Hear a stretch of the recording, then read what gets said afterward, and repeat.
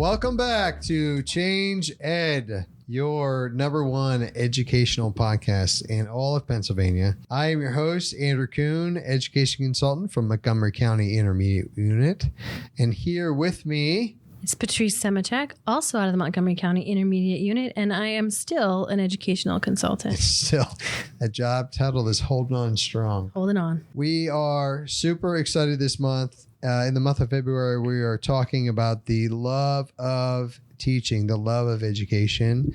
We thought it would make so much sense to sit down with educators from across Pennsylvania and talk to them about their passion for education. Why do they get involved? What gets them excited? What are they looking forward to? And so for this episode, we are delighted to have here Ken Zimmerman from Lancaster Lebanon Intermediate Unit. Welcome. Thank you. It's great to be here. Yes. Did he say it right? It's Lebanon, not Lebanon? Yep. And I was looking for the number too, because we're always Lancaster Lebanon Intermediate Unit 13, right? Yeah. Okay. I actually did have that in my head. I was like 13. Yeah. I'm like, I'm not going to do it. Some of us go by names, some go by numbers. We do both. All of it. All of the above. That's what makes you guys special. That's right. Yeah.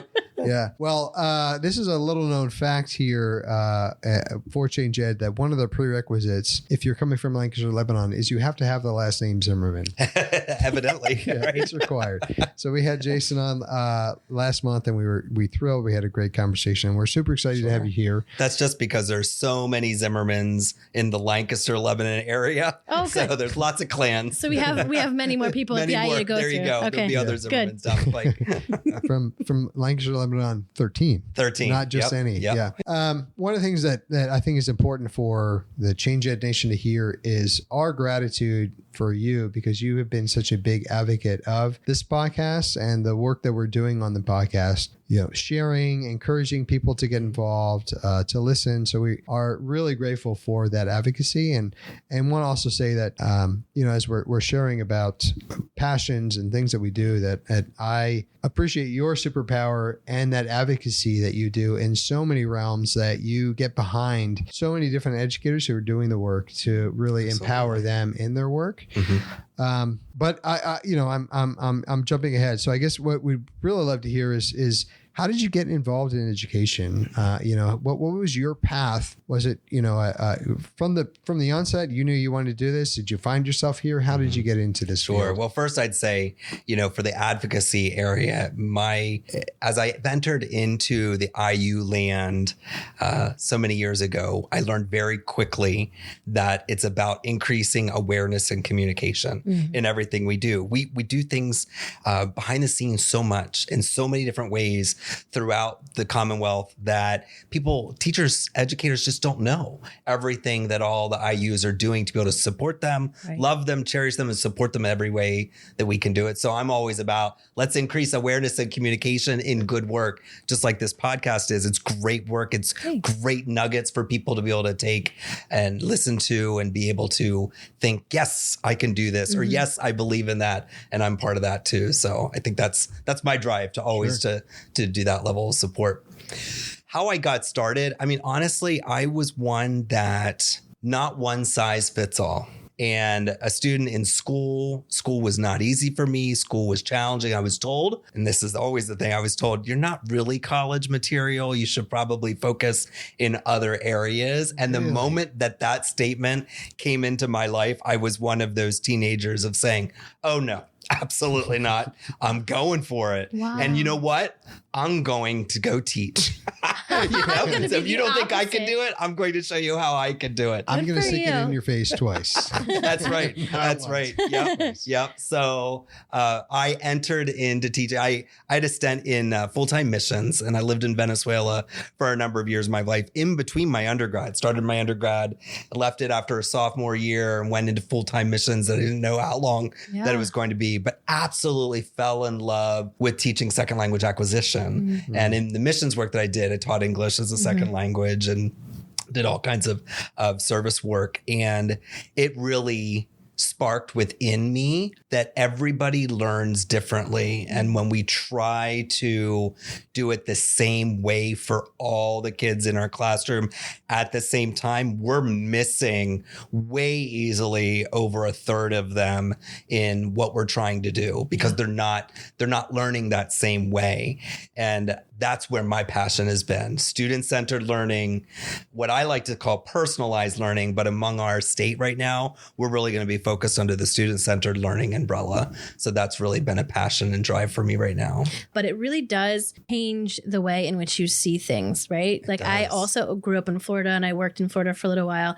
And so the English language acquisition was just a part of my pre-service program. Like we didn't have ESL. It was just part of it, right? Sure. So that was something that also sparked a lot of the conversation with my colleagues down there about how these different experiences give you opportunities to have your eyes open differently and create better teachers because you were able to go and do something right. different. And learning a language. It was funny because I studied German in high school and my mom's like, oh, you should really be studying Spanish because, everybody's speaking Spanish. And I'm like, no, I'm a Zimmerman.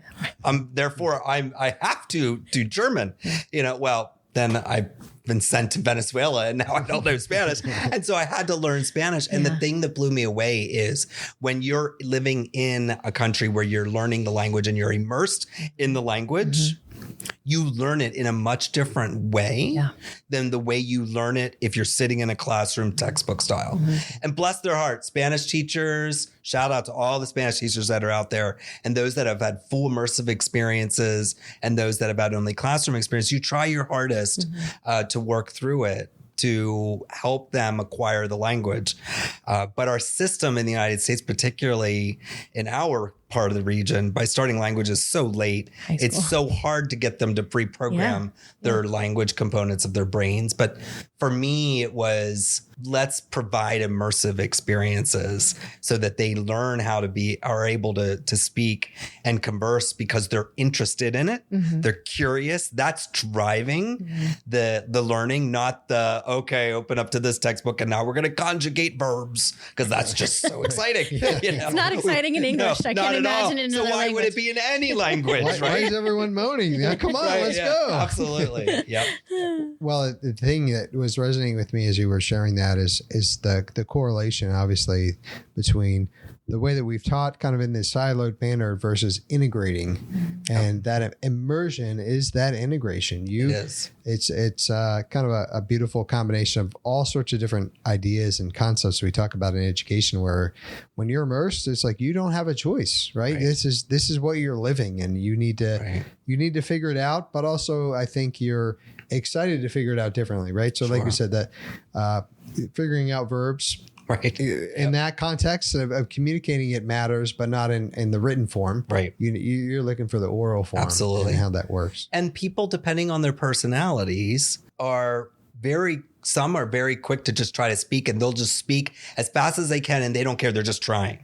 And then there's others that meticulously choose every single word they're saying in their brain first before they let it come out. And they're oftentimes scared to death to let anything come out because it might be wrong. When you are in another country and you're learning just to survive, you're doing whatever you can to communicate. Right. And you're not thinking you're trying, but you're trying to get your message across. You're using all kinds of nonverbals in the process to learn. And you learn when you say it right and you learn when to say it wrong, depending on what you ask for and what you're actually getting out of that request. That's real life, right? I wasn't supposed to get a raised eyebrow. I think I might have said that incorrectly. Absolutely. Yep.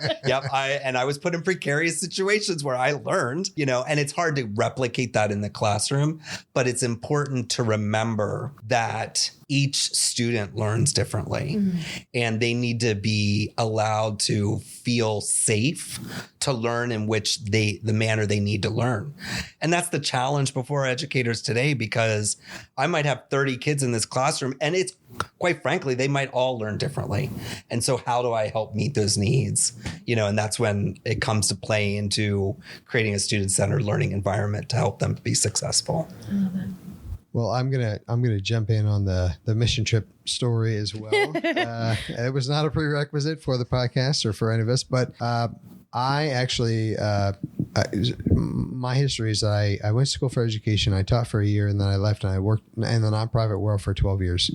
That nonprofit world was I worked for a church, and one of the very first things that we did, I was a new youth minister, is we went on a mission trip. We went to Guatemala, which they speak Spanish in Guatemala, and we had someone on the team who was there with us who spoke Spanish quite fluently, and she kind of was our interpreter.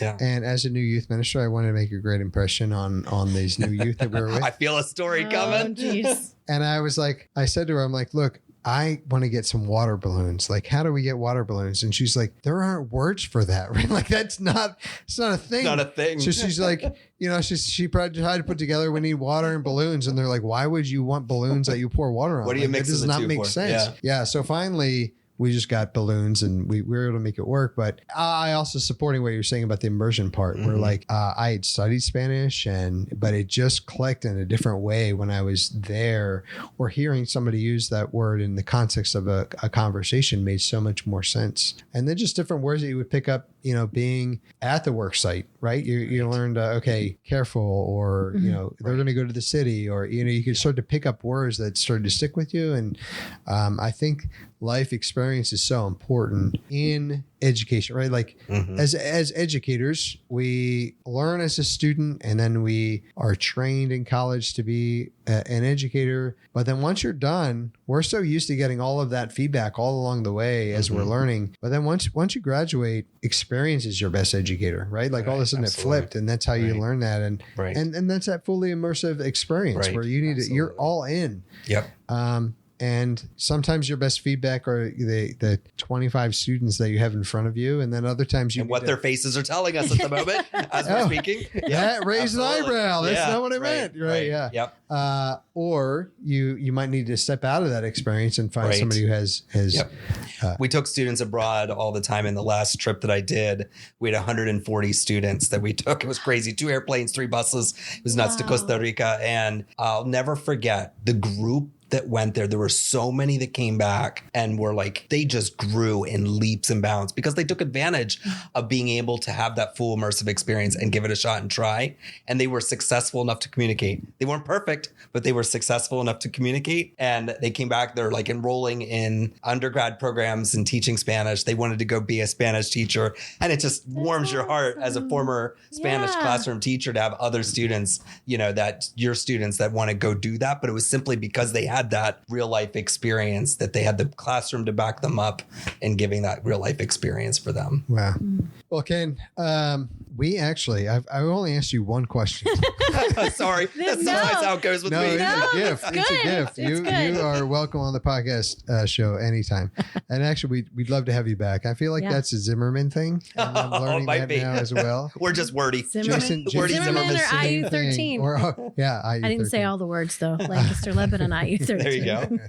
But we definitely want to have you back, and we really appreciate your passion for education. And what's been so interesting about this journey for us and having these conversations in this podcast is that, we can identify different, again, super strengths or things that people are so focused on, they're so well at, but then to hear the backstory, right? To hear that you were told, you're not college material. And then your commitment to doing that. But also the thing that really stuck out to me in that journey is that your passion for student-centered learning undoubtedly comes from that experience where you didn't get that yourself. Right. So how can I change education, which obviously, unbeknownst to us, you were part of the inspiration for the name of the podcast. Ooh. Let's change ed together. So thank you so much. Thank you for coming on. Yes, and thank you for having me. You bet.